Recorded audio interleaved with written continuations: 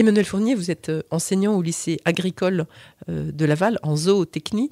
Hier, vous nous avez expliqué que vous êtes venu avec des étudiants, mais pas seulement. Vous avez amené d'autres individus, si je puis dire, au salon de l'agriculture. On revient à Paris, parce qu'on l'avait déjà fait il y a quelques années, avec 2 béliers de l'exploitation du lycée agricole, donc 2 béliers qui vont concourir dans la race mouton vendéen. Les élèves qui sont déjà sur place vont pouvoir s'occuper aussi de nos animaux, ainsi que notre berger qui revient exprès pour la circonstance le jour du concours. On suivra les résultats de très près. Ouais, j'imagine que pour ces élèves, c'est le Graal de venir au salon de l'agriculture. Ah bah c'est une expérience unique. Ouais, c'est extraordinaire. C'est extraordinaire. Enfin, le contact que j'ai gardé avec les anciens étudiants et qui sont passés par le salon, enfin, ils en gardent évidemment un souvenir impérissable. Surtout que là, quand ils sont sur place, ils ont un badge entrée 24/24 et ils ont les mêmes autorisations que les éleveurs. Ils ont un dortoir comme les éleveurs. Ils ont accès à une cantine comme les éleveurs. Ouais, ils ont la même considération que les gens qui sont très très actifs dans le salon, quoi. C'est vraiment important aussi pour moi d'abord, parce qu'au moins il y a de la considération pour eux et leur travail. Et puis c'est une vraie marque de confiance de la part de la structure qui organise le salon. Enfin, j'ai déjà eu l'occasion de les tester, puisqu'il y en a qui reviennent là pour la deuxième année, qui sont en BTS deuxième année donc. Et les premières années, j'ai eu l'occasion de voir un petit peu ce qu'ils pouvaient faire à l'occasion du concours départemental en race Primostein qui s'est déroulé au mois de décembre à Château-Gontier. Donc là, on a passé 2 jours aussi avec les éleveurs sur des missions un petit peu techniques ou de l'entretien du hall d'exposition des animaux. Donc j'ai vu qu'ils étaient capables de résister un petit peu à la fatigue, parce que 10 jours sur le salon, c'est très très intense. Ouais, c'est très très intense et ouais, ça entame un petit peu, quoi. Ils ont l'occasion de découvrir d'autres aspects peut-être des métiers agricoles, d'autres pratiques. Ça, on le fait déjà pendant leur cursus, et puis effectivement, là, ils rencontrent toute la France, quoi. Quand on a des étudiantes qui sont par exemple à l'accueil des éleveurs sur la salle de traite, entre effectivement des Primostein, des Normandes, mais pour la première fois, ils vont peut-être aussi avoir affaire aux races de montagne. Je pense à l'Abondance, je pense à la Tarine. Ils vont avoir aussi affaire aux races du Sud-Ouest, puisqu'on a des contingents de races allaitantes qui arrivent mardi. Donc là, ils vont tisser un réseau relationnel qui est incroyable. Donc c'est extrêmement enrichissant. Et vous dites qu'il y a des gens qui viennent de toute la France. Pourtant, ce salon s'appelle le Salon international de l'agriculture.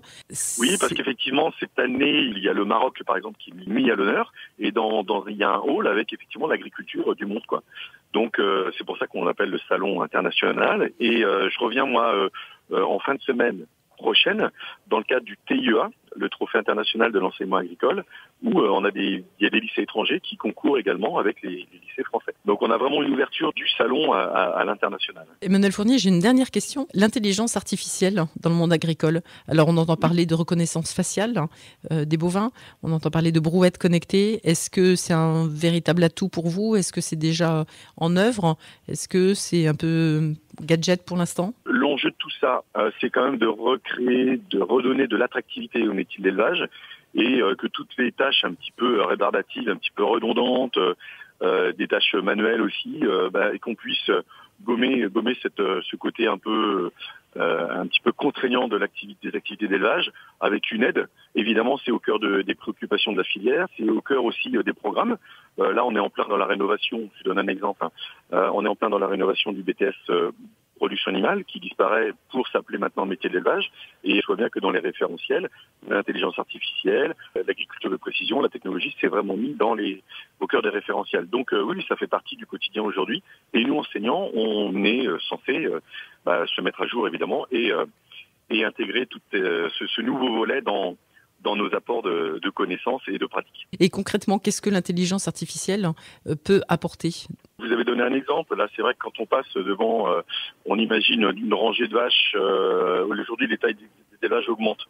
Quand on a une centaine de vaches réparties sur une table d'alimentation attachée à des cornadis, quand on distribue et que l'on veut vraiment, on distribue de l'aliment et qu'on veut vraiment être précis sur la distribution devant chaque animal, l'éleveur, il y a une charge mentale qui disparaît un petit peu, parce qu'il sait que la technologie vient un petit peu renforcer ses compétences techniques. C'est une aide au travail, on ramène du confort dans cette activité d'élevage. Je pense qu'on est à l'aube un petit peu de tout ce processus, à voir un petit peu comment tout ça va évoluer. Mais enfin, l'année dernière, au SPACE à Rennes, quand on regarde les InnovSpace qui ont été distribués, on voit qu'effectivement ces avancées technologiques là sont au cœur et des professionnels de la filière, au profit évidemment des activités d'élevage et pour, encore une fois, redonner de l'attractivité au métier. Enfin, le potentiel de développement, il est immense et je vois bien que tous les acteurs des filières s'engouffrent dans ce nouveau processus-là. Et ce n'est pas du gadget. Pour répondre à votre question tout à l'heure, ça peut sembler être un petit peu en marge des préoccupations du moment quand on voit les difficultés dans les filières agricoles, etc. Mais enfin, quand on raisonne vraiment le côté opérationnel des activités, je pense que oui, c'est pas du gadget. Ça peut ne pas être du gadget. Alors évidemment, on n'a pas opposé les avancées technologiques à un retour peut-être pour une certaine forme d'agriculture à quelque chose de plus traditionnel. Il n'y a pas à opposer les agricultures, je pense que ça vient en complément. Mais merci beaucoup Emmanuel Fournier de tous ces éléments et puis bien évidemment on suivra le résultat du concours des béliers et puis le concours sur les lycées agricoles. Merci beaucoup et très bon salon à vous tous. Merci, je transmets aux étudiants.